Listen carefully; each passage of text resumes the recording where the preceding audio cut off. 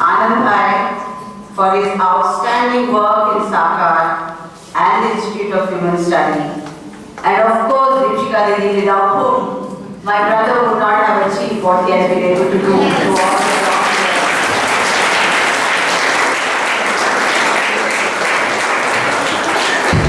So there's always a woman behind a man, as we say. Behind a successful man.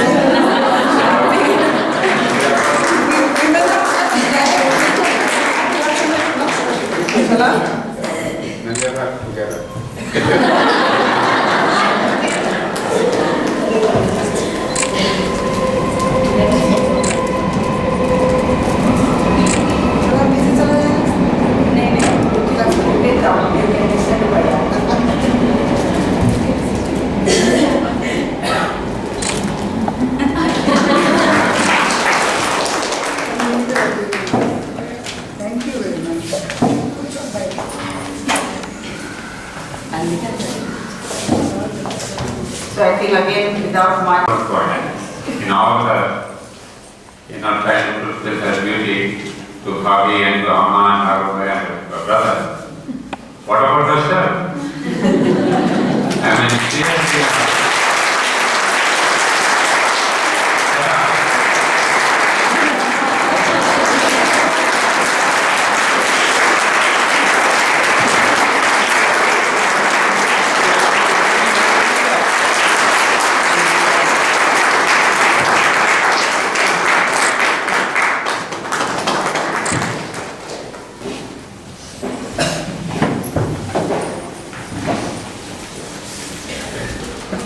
She has done no less in this work of the Institute.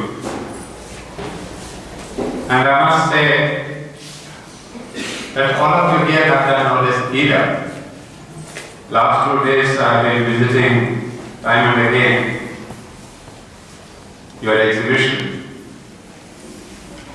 And I don't know if I should say I was impressed, but I would say I was moved ears. It's so beautiful, and your little drama skits, I mean, they really reminded us of our ancient culture. And I was telling Krishna Lady that this should become a part of every school. Because to have a living experience of our own culture is very important, especially in the present days, when the western winds are sweeping hard in our country.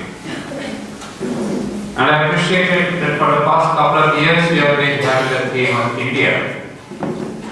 And this was indeed a climax where you really took up the theme of immortal India, the spiritual India.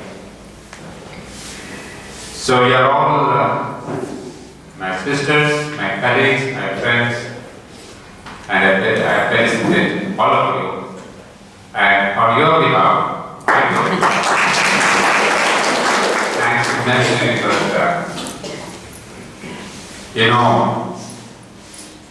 yes, my father was a great leader, a great inspiration, but I think there are people who have to manifest the dream and the vision of a leader. And it is you who have done that.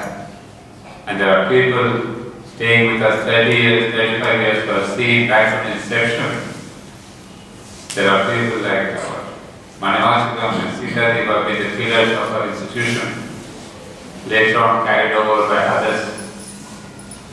And some of you came much later, maybe personally I don't know you, but I know you belong to this school, you belong to this institution. So my personal gratitude on this day as chairman of the institute goes to all of you dear sisters and brothers. Well, after this touching moment, let me tell you a few things about Sri Aurobindo. You see, I was in fact inspired to take up this topic of Sri Aurobindo and the modern times Okay. Because I read a passage from Aman Kiran or K.D. Segna, I don't know. He writes in one of his articles, it is over 100 years since Sri Aurobindo came to Pondicherry. 100 years of the world at its acme of modernism. One is apt to think of that century's master yogi and of the science-minded world today as two separated opposed forces. But the amazing fact is that one cannot understand what each of them represents without understanding what is represented by the other. A penetrating view will reveal Sri Aurobindo not as the antithesis of the modern age, but as its very spirit. This age, seen in its many-sided whole, will show itself as secretly Aurobindonian. Sri Aurobindo will stand out as its source and focus of truth, this natural synthesizer and destined fulfiller, the master word for the spirituality of the future. You see, what hit me was this simple sentence, that a penetrating view will reveal Sri Aurobindo not as the antithesis of modern age, but as its very spirit. So I started analyzing, and I said, how is Sri Aurobindo the spirit of the modern age? And some of us think, oh, it's more than 100 years Sri Aurobindo came to Pondicherry and more than so many years since he was born.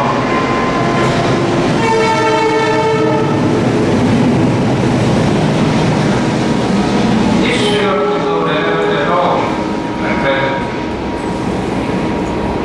Because all of us see the sweeping trend of materialism. And then we tend to forget Sri Aurobindo, and then most of us say, oh, he's a good yogi, a great yogi, no doubt, a great philosopher. But is he at all relevant to us today? And Amal Kirali inspired me to analyze this question.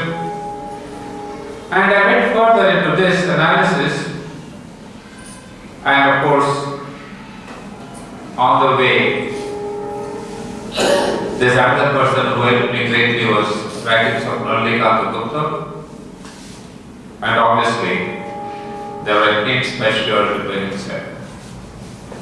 But I also chanced upon one of the latest books by Ken Wilber.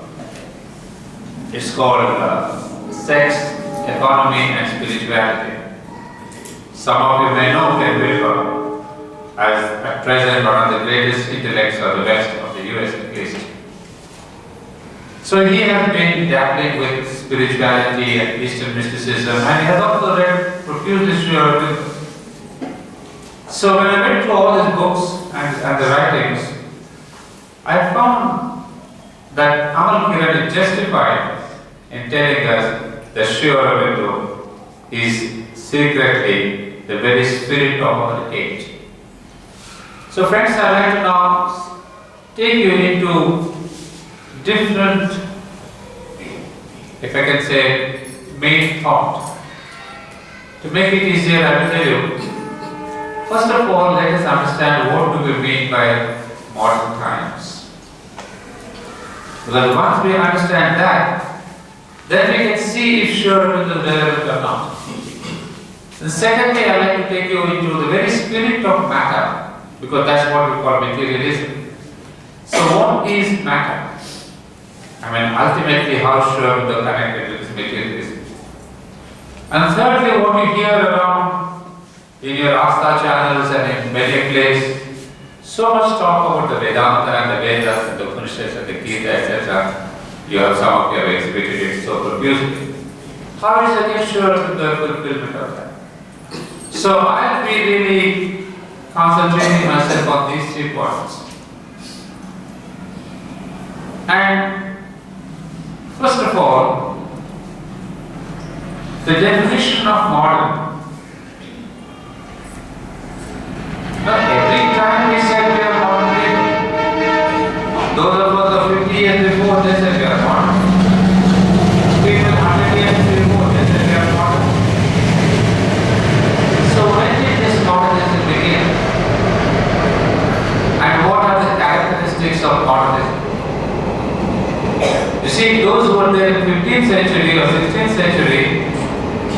they cannot be called modern.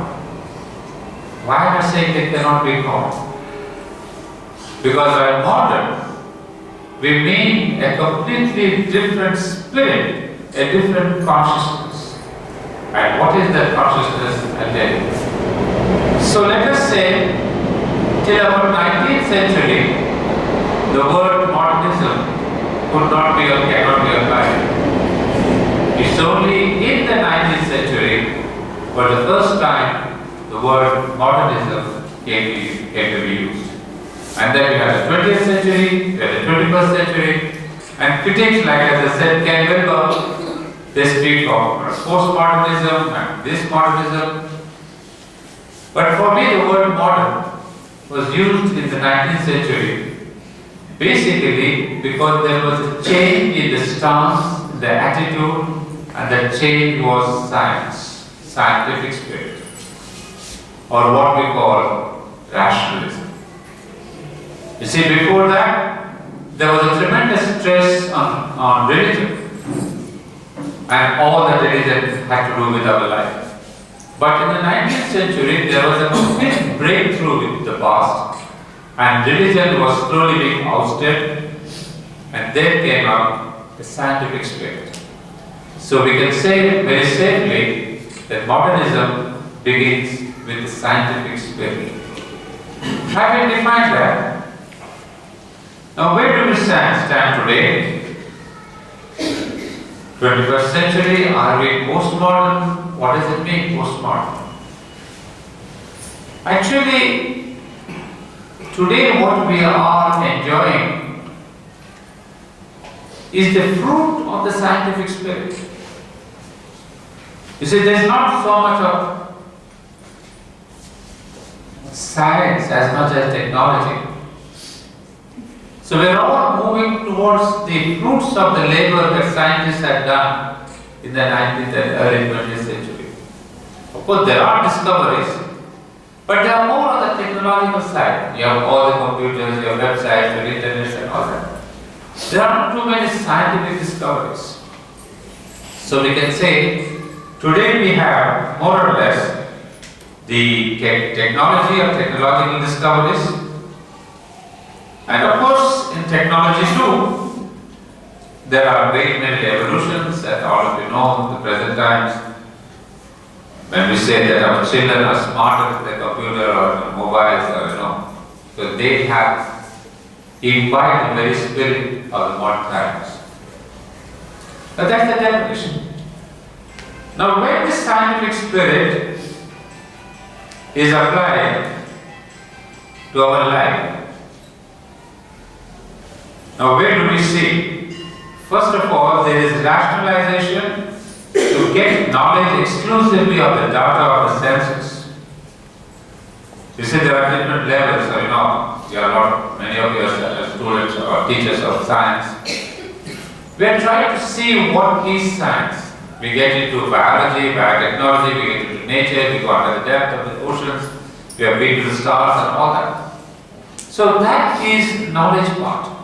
So there is rationalism in knowledge. That is, rationally we try to get knowledge by using technology, instruments, computers, whatever you want. But basically, it is rationalization of knowledge. And I mean that because previously there was no rationalization of knowledge. Then how do you say we had all the Gita and the Upanishads and all that? That was not rational. All that knowledge was based on intuition. Intuition is higher than reason. So our ancients got their knowledge out of intuition, revelation, what we call Shruti and Smriti and all that. But today, we base our knowledge purely on reason. All that is against reason, we say, oh, this is rubbish. This cannot be true. This is not scientific.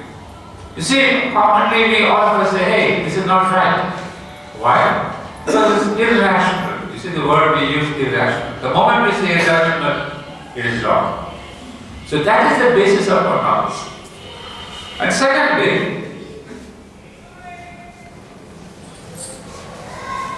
When we come to the level of life, our daily living, again we use reason.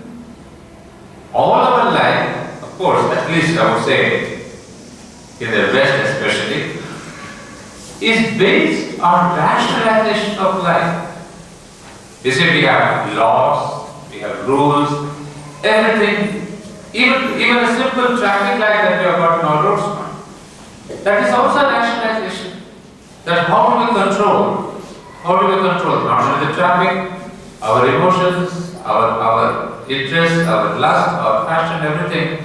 We are trying to make it in the pattern of life, of reason.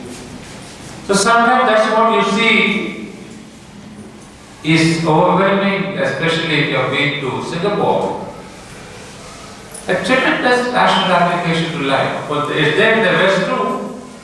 But in the West, it is more or less natural and normal.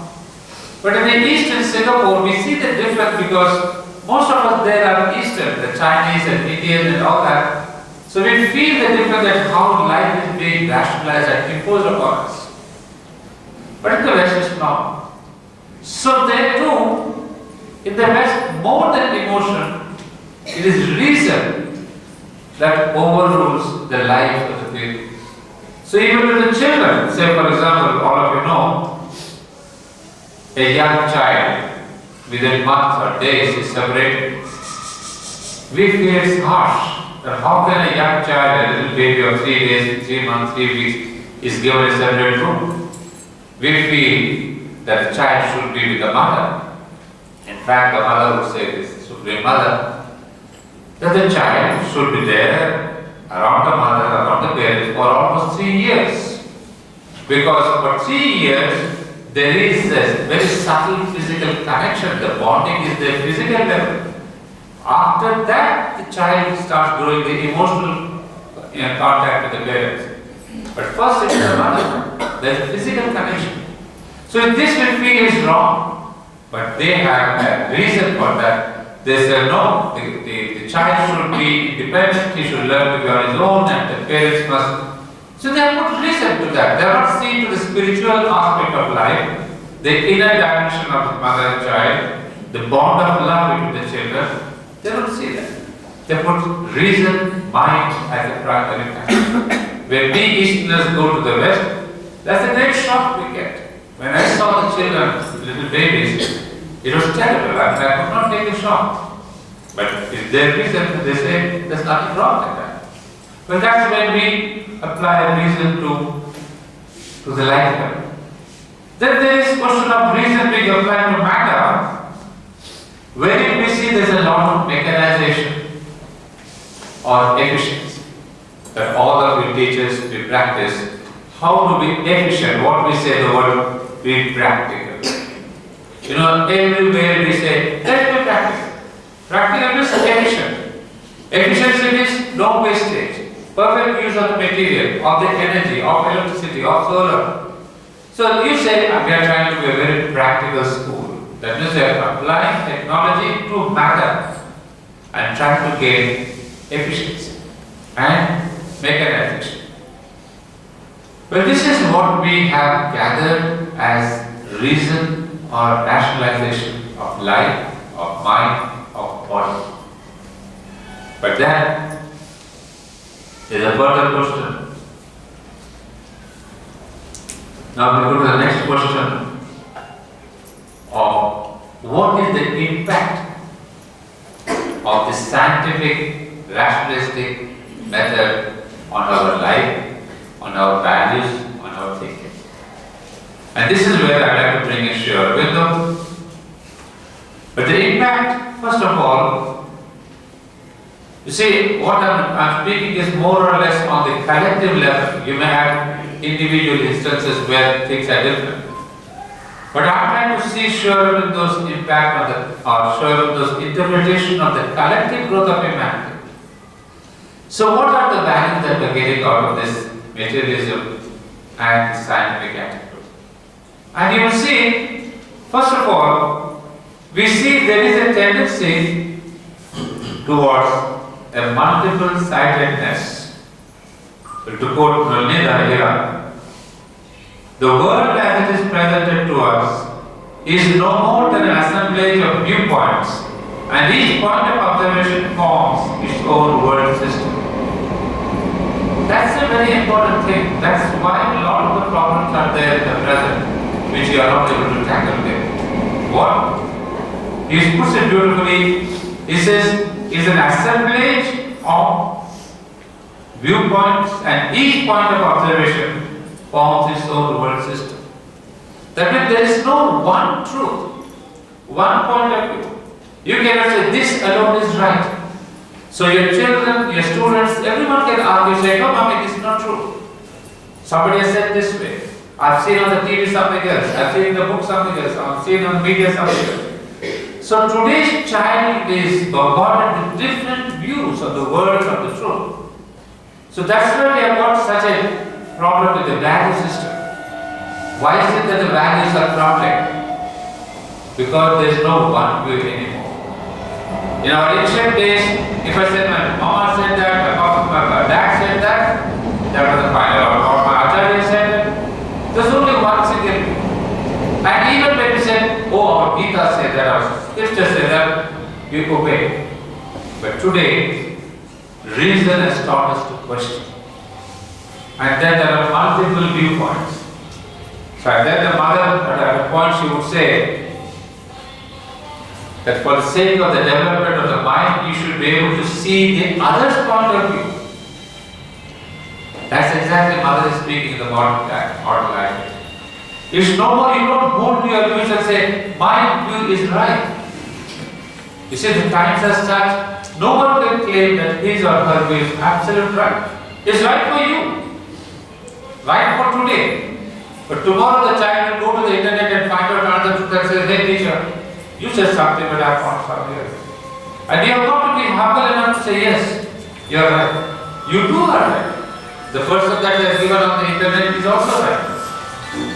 So this is what is coming out to be one of the present impacts in our society. There is no single monolithic truth. It is a worldview, is spread out into fractions. And that has got, in fact, there is a beautiful analysis here by Ken Wilber, as I told you. He uses, of course, a present modern term. He says, pluralistic relativism is not itself the highest way of development, as numerous studies have consistently shown. When vision logic matures into its middle and late phases, pluralistic relativism increasingly gives way to more holistic modes of awareness. Remember the word pluralistic relativism.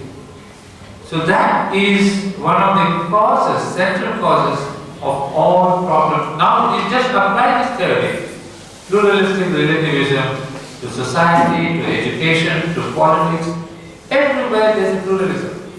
So when we say there is a politics also, there is a combination of politics. Because there are so many parties, so many truths. There is no more one Congress or one BJP or one this thing. It's all got divided. So slowly what we are seeing in the present times is that the one view is becoming the multiple. And you as teachers, I think you should understand this because it will make your dealing with the students much easier. And even as parents, if you understand this is the modern trend, and we cannot really snub a child saying, I am right. There is no one single person who is right. We are all right in our own way. That's one thing, remember that? So this question of the relativity and multiplicity is the principle of fragmentation or atomism. Now what has this led to? Well, all of us know, for example, we don't have joint family systems anymore in the country. Now you see why the joint family system has broken up into atomic families. Atomic form families, father, mother, children. At the most, there may be a grandparent sometimes. But we don't have uncles and aunts and our nieces stay together. It is not just by chance it has happened. It's the impact of this rationalization. Where we say, no, we want everything cut into pieces, smaller things. And there is a multiple truth. So this tendency of the mind to go towards the smallness, towards the academic thing, why even in our physics, we have broken the atom into its own subatomic parts. So everywhere reason has broken the truth into multiples. So it has impacted our family life. So do not be surprised that why is India failing somewhere in this culture? No. India is reflecting the theme, the spirit, the consciousness of the present times. So you see, we want to be rationalistic. We take pride that we Indians are becoming more and more rational, but you have to pay a price for that. The price is you break down your values. And there are many things here in politics. You see, long back there used to be one party or two parties, but now you see in India hundreds of parties are there. Even in society, you see what needs to have the question of the caste system. Now there are so many caste and creeds. So everywhere what is happening, you see, is the breaking down of the society into smaller modules. So that's one thing. And then we see there is this, what did we have in comparison in the olden times? The other day I was talking to Aman, she said, you people have changed, it is not like that. But what is it that we understand is in the olden times, the times of my father or my grandfather, there was the question of undivided peace. Peace is not PEC, but PIEC. That means there was a composite being. Now what do I mean by that? That means a human being was a composite person. You are not a split person. Today you see we are all split personalities actually, in the right sense. That means mentally I may be doing something, I may believe something, I may talk about something, but vitally I may be doing something completely different. You see, I may be following the wrong immorality, physically I may be talking about physical education and all that you are doing there. But when you go back home, you are not a single person, we are multiple persons. So there is a confusion, the conflict within us. You see, one side, people say, hey, you are great philosophy, talk about philosophy, but how do we behave like that? Because today, we are not a single composite human being. I think the same question of rationalism has divided our being also. So we cannot explain to us, we cannot explain to our parents why our children, why is it that are behaving so-called irrationally? But in our ancient days, they had this monolithic, as Ananda would name it, a monolithic structure. That means a human being was one personality. He had the vital, he had the emotions, he had the physical, he had the mental. No doubt about it. But they were being controlled as if by a sixth sense, what we call the psychic being or the soul or morality or religion. There's some guideline, some controlling factor. So they followed the Shastra, they followed the Bible, they followed the Quran, because the whole being followed one thing. But today I may be following Savitri, but I may be doing something completely different because of the same influence of my mind. Not even the mind is the rationalism. So what we understand is that we have unfortunately gone away from the undivided human being that we were in our ancient times. And that is why our grandparents, they find a lot of problems in the present because they say, how is this possible?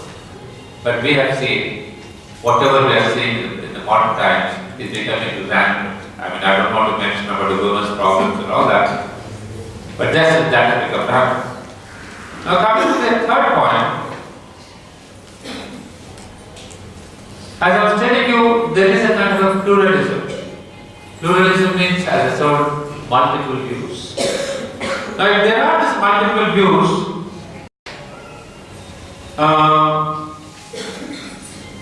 what happens is basically, I don't have a kind of a firm footing. If I say you are right, I am right, she is right, everyone is right, we don't know what's going to happen. So, what is the impact of that? The impact is, the positive impact is, we grow larger in our mental consciousness. Now take this positive side. If yesterday they said, no, I am right, Christianity is right, Hinduism is right, we are very fundamentalistic, narrow. But today by accepting that all of us are right, equally right, then what has happened is, suddenly the mind has expanded. The mental vision has expanded. And we are having what we say, we have been telling about the global view. Yes, this is the global view. Each one of us is now having more or less, because of the circumstances, a global view. I mean, global will not be East, West, China and everything, but suddenly we see all the children, they accept that yes, India is not necessarily alone. We have so many other countries in the world. Where my uncle is right, my aunt is right, my shastras is right, and what Raghav was talking about, the religious